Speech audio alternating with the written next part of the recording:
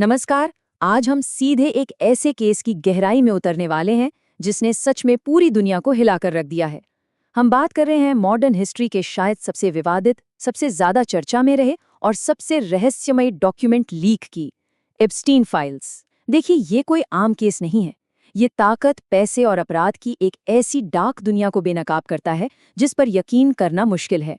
तो इस deep dive में हम क्या करेंगे?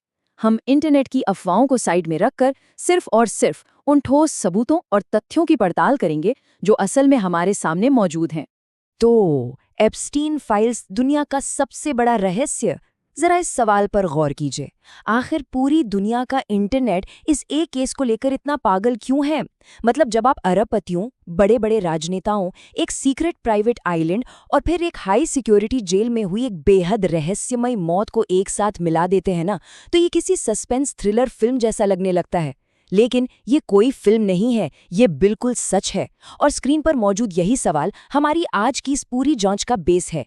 क्या वाकई एप्स्टीन फाइल्स दुनिया का सबसे बड़ा अनसुलझा रहस्य है? आइए इस गुत्थी को बिल्कुल शुरू से सुलझाते हैं। सबसे पहले जेफरी एप्स्टीन के इस सफर की टाइमलाइन पर एक नजर डालते हैं।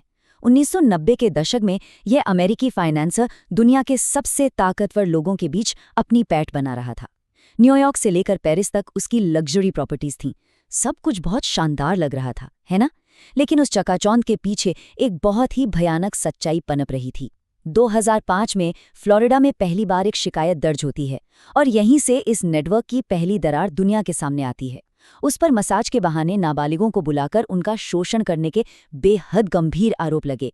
बस यहीं से एक ऐसा सिलसिला शुरू हुआ जो 2019 में उसकी गिरफ्तारी और मौत पर जाकर ही रुका। अब यहाँ 2008 की इस स्वीट हार्ट डील को समझना बहुत जरूरी है। ये इस पूरे मामले के सबसे बड़े विवादों में से एक है। इतने गंभीर, इतने संगीन आरोपों के बावजूद एप्स्टीन को उम्र कैद जैसी कोई कड़ी सजा नहीं मिली। इसके बजाय पता है क्या हुआ? उसे सिर्फ 13 महीने जेल की सजा सुनाई गई। और उससे भी ज्यादा चौंकाने वाली बात ये थी कि उसे वर्क रिलीज की सुविधा मिल गई। मतलब वो जनाब दिन में आराम से जेल से बाहर जा सकते थे, अपना काम कर सकते थे और सिर्फ रात बिताने के लिए जेल वापस आते थे। इस हद दर्जे की हल्की सजा ने तुरंत इस शक को जन्म दे दिया कि जरूर उसका ये ताकतवर नेटवर्क उसे न्याय के शिकंजे से बचा रहा है। और वो नेटवर्क आखिर था कितना बड़ा? जरा स्क्रीन पर इन नामों और पदों को देखिए। राष्ट्रपति, राजकुमार, बड़ी बड़ी कंपनियों के सीईओज, अरबपति, यहाँ तक कि नामी वैज्ञानिक।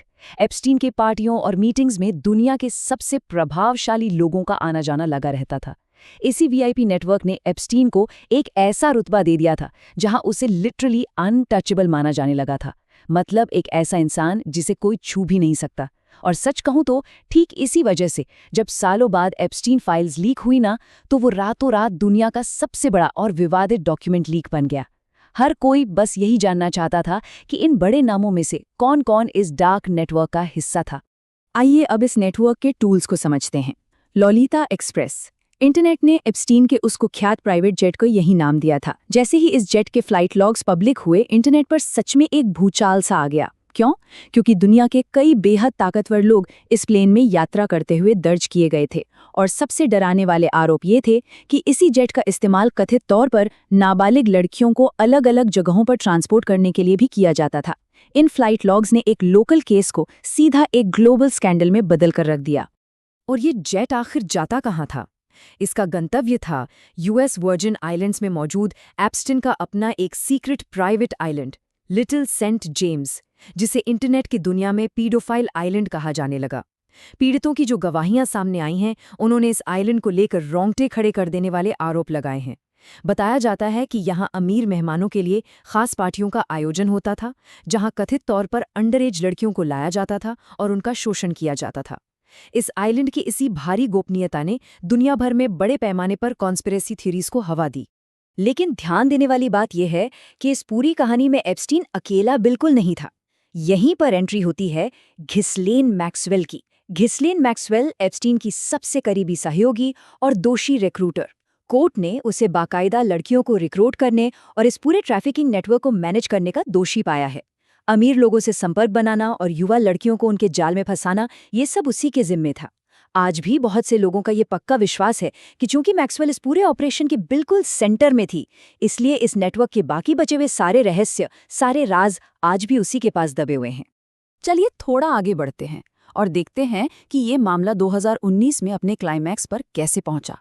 ये वो साल था जब फाइनली एफबीआई ने हस्तक्षेप किया और एप्स्टीन को फिर से सेक्स ट्रैफिकिंग के आरोप में गिरफ्तार कर लिया गया। इस बार मामला बहुत बड़ा था। क्यों? क्योंकि पीड़ितों ने गजब की बहादुरी दिखाते हुए सार्वजनिक रूप से अपनी आवाज उठाई थी। मीडिया का भी भारी दबाव था। उस वक्त ऐसा लग रहा था कि बस अब तो सारे राज खुलेंगे और इंसाफ होकर रहेगा। लेकिन फिर 10 अगस्त 2019 को एक ऐसी खबर आई जिसने पूरी दुनिया को सन्न कर दिया। जेफरी एप्स्टीन अपनी हाई सिक्योरिटी जेल की कोठरी में मृत पाया गया। अब मौत से जुड़ी इन सुरक्षा खामियों को देखिए। आधिकारिक रिपोर्ट ने तो साफ साफ कह दिया कि ये एक आत्महत्या थी, लेकिन इंटरनेट पर इतना बड़ा बखेड़ा क्यों खड़ा हो गया? जरा इन परिस्थितियों पर गौर कीजिए। जिस रात उसकी मौत हुई, ठीक उसी रात वहां के सीसीटीवी कैमरों में अचानक खराबी आ जाती है। जिन गार्ड्स की ड्यूटी उसे मॉनिटर करने की थी, वो कथित तौर पर सो जाते हैं। और ये सब किसी मामूली जेल में नहीं, बल्कि एक बेहद हाई सिक्योरिटी जेल सेल में होता है। खैर, इन सारी सुरक्षा खामियों ने तुरंत ही मर्डर, कवर अप और उसे हमेशा के लिए खामोश कर देने जैसी थ्योरीज को जन्म दे दिया। और इन्हीं रहस्यमयी परिस्थितियों से जन्म लेती है ब्लैकमेल थ्योरी। इंटरनेट पर यह सवाल आग की तरह फैल गया कि क्या एप्स्टीन ने अपनी प्रॉपर्टीज में हर जगह हिडन कैमरे लगाए हुए थे? क्या वो दुनिया भर के एलीट्स की सीक्रेट रिकॉर्डिंग रखता था ताकि उन्हें ब्लैकमेल कर सके? कुछ थ्योरीज तो यहां तक दावा करने लगी कि इसके पीछे CIA या मोसाद जैसी इंटेलिजेंस एजेंसीज का हाथ था। लेकिन यहां एक बहुत ही क्रूशल पॉइंट समझना जरूरी है। इन दावों को लेकर आज तक कोई भी ऑफिशियल सबूत सामने नहीं आया है।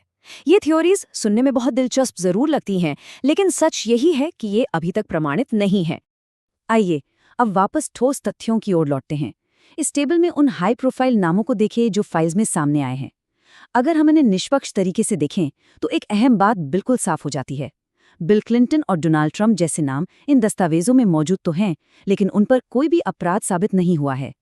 दूसरी तरफ प्रिंस एंड्रयू पर एक पीड़ित ने सीधे आरोप लगाए। उन्होंने इससे इनकार किया और फिर बाद में कोर्ट के बाहर सेटलमेंट कर लिया। इसी तरह फाइल्स में कई शिक्षाविदों और राजनयिकों के नाम भी शामिल हैं। तो यहाँ सबसे बड़ा टेकअवे क्या है? टेकअवे ये है कि किसी की फोन बुक या फ्लाइट लॉग में सिर्फ नाम होने का मतलब ये कतई नहीं है कि वो व्यक्ति किसी अपराध में शामिल था। केवल वहां मौजूद होना अपने आप में अपराध साबित नहीं करता। हाल ही में इस केस में एक बिल्कुल नया मोड़ तब आ गया जब 2025-26 में कुछ नए ईमेल्स और दस्तावेज लीक हुए। इन नए दस्तावेजों में अचानक से भारत, प्रधानमंत्री मोदी, हरदीप पुरी और कई तरह के बिजनेस डिस्कशंस का जिक्र सामने आ गया। बस फिर क्या था, रातों रात इस ग्लोबल स्कैंडल का एक इंडिया कनेक्शन हर तरफ चर्चा का विषय बन गया। अब इन लीक्स में जिन भी राजनीतिक या व्यापारिक हस्तियों का जिक्र है, हम उनका बिल्कुल निष्पक्ष रूप से सिर्फ वही विश्लेषण कर रहे हैं जो सोर्स दस्तावेजों में साफ साफ लिखा हुआ है। और इस इंडिया कनेक्शन में जिस एक फ्रेज ने सबसे ज्यादा सुर्खियां बटोरी, वो था मोदी ऑन बोर्ड विवाद। यहां इंटरनेट के दावों और प्रमाणित वास्तविकता के बीच के अंतर को समझना बहुत जरूरी है। देखिए, ईमेल्स में इस फ्रेज के आते ही इंटरनेट पर मानो एक भूचाल आ गया। लोगों ने सीधे तौर पर भारतीय नेताओं के तार इस क्रिमिनल नेटवर्क से जोड़ने शुरू कर दिए और विपक्ष ने भी कई सवाल उठाए। लेकिन अगर हम प्रमाणित वास्तविकता की बात करें तो विश्लेषकों का बिल्कुल स्पष्ट मानना है कि इसका पूरा कॉन्टेक्स्ट सिर्फ एक जियोपॉलिटिकल यानी भू राजनीतिक चर्चा से जुड़ा था। इसका कोई भी आपराधिक लिंक या सबूत मौजूद नहीं है और सरकार ने भी इन दावों को पूरी तरह से निराधार और बेबुनियाद बताया है। तो चलिए अब इस पूरी डीप डाइव को एक तराजू में रखकर तौलते हैं। कानूनी रूप से प्रमाणित तथ्यों और इंटरनेट पर फैलने वाली अप्रमाणित कल्पनाओं के बीच का ये अंतर समझना बहुत बहुत जरूरी है। ये एक कड़वा सच है कि एप्स्टीन एक दोषी सेक्स ऑफेंडर था। वहां अंडरएज ट्रैफिकिंग होती थी, वो एलीट नेटवर्क बिल्कुल मौजूद था और पीड़ितों की गवाहियां 100% असली हैं।